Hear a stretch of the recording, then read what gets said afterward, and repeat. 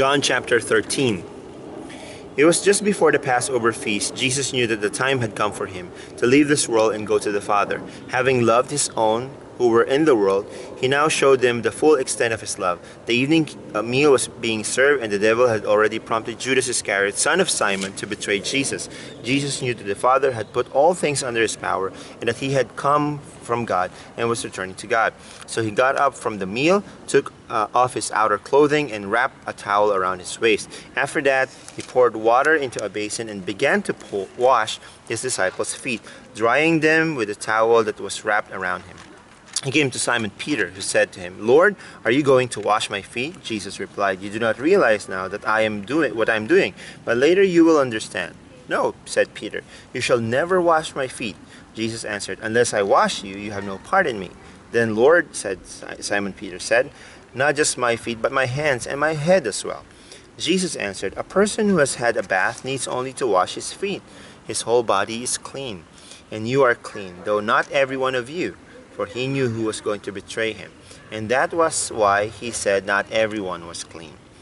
When he had finished washing their feet, he put on his clothes and returned to his place. "Do you understand what I have done for you?" He asked them. "You call me teacher and Lord, and rightly so, for that is what I am. Now that I, your Lord and teacher, have washed your feet, you should also wash one another's feet. I have set you an example that you should do, so I have done for you. I tell you the truth, no servant is greater than his master, nor is a messenger greater than the one who sent him. Now that you have known these things, you will be blessed if you do them.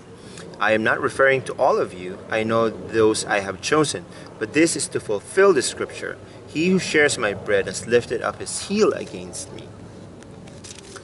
I am telling you now before it happens, so that when it does happen, you will believe that I am he. I tell you the truth, whoever accepts anyone I send accepts me, and whoever accepts me accepts the one who sent me."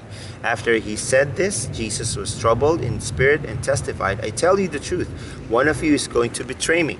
His disciples stared at one another and at a loss to know which of them he meant. One of them, the disciple whom Jesus loved, was reclining next to him. Simon Peter motioned to his disciple and asked him which one he means. Leaning back against Jesus, he asked him, "Lord, who is it?" Jesus answered, "It is the one whom I will give this piece of bread when I have dipped it in the dish." Then dipping the piece of bread, he gave it to Judas Iscariot, son of Simon. As soon as Judas took the bread, Satan entered into him. What are you about to do? Do quickly," Jesus told him. But no one at the meal understood why Jesus said this to him. Since Judas had charge of the money, some thought Jesus was telling him to buy what was needed for the feast, or to give something to the poor. As soon as Judas had taken the bread, he went out, and it was night. When he was gone, Jesus said, "Now is the Son of Man glorified, and God is glorified in him. If God is glorified in him, God will glorify the Son in himself, and will glorify him at once.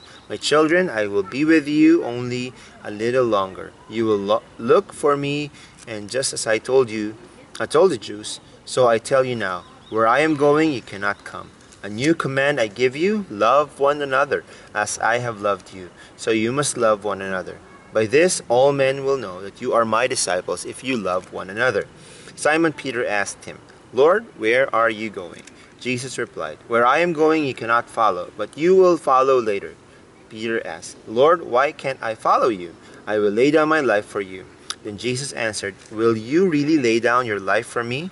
I tell you the truth, before the rooster crows, you will disown me 3 times.